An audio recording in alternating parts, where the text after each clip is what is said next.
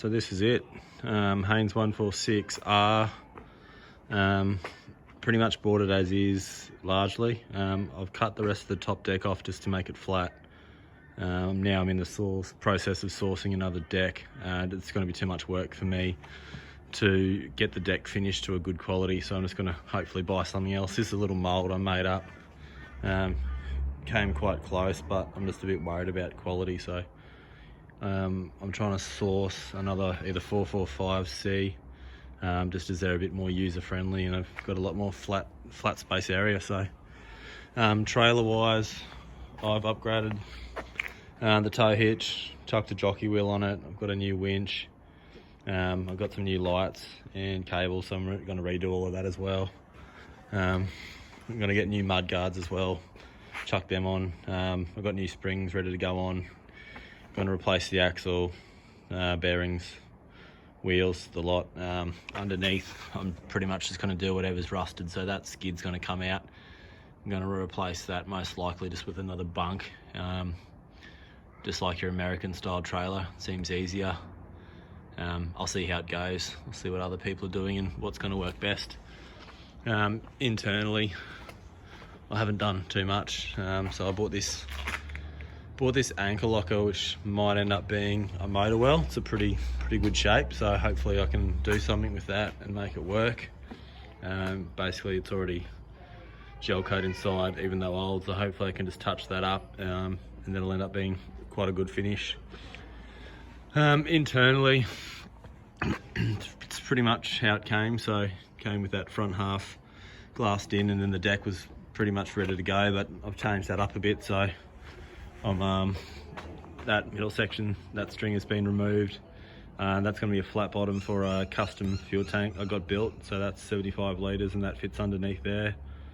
Then the the fiberglass guy is just going to glass those two new stringers in either side, coming through to the back. He's going to rip that center out, that center stringer through there out, and then he's going to remove that platform as well, and that's going to be an open area just with a single bung. Obviously those supports there at the back are going to get glassed in, transom's getting done, and then that floor will be finished. Those side pockets, oh, there it goes. Those side pockets might stay, just depending on the condition. I'm going to get the glasser to have a look at him when he does that.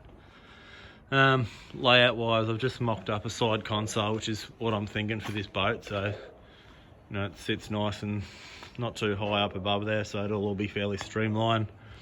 Pretty much just used ply that I had around there and laid everything out. The steering wheel's to scale. That's a 12-inch Simrad unit to scale, just so I know where everything goes, switches and whatnot. So hopefully that's all something I've got to look at, whether I get something done up in aluminium and just paint it up, or whether I'd get something glassed, or whether I can buy something similar. I just have to wait and see and work out what's most cost effective for me. Probably the biggest thing with this that I've found is that my biggest headaches come from this top deck. The 146Rs have all sorts of step ups and step downs and different heights on the decks. They're not level at all, so you know, it's kind of raised at the front, then drops down. Then it also tapers in, so the thickness through the front there is much different. So, you know, I'll most likely have to mould it and bring it to a consistent width all the way around. So instead of that, I'm looking at trying to acquire the top deck off of 445C, as from what I've looked at, they seem to have a lot more flat surface area around the gunnels than any other boat in the size, and it should fit straight on. So I've got one of them lined up, 150 bucks. It's going to be an absolute bargain if I can make it work.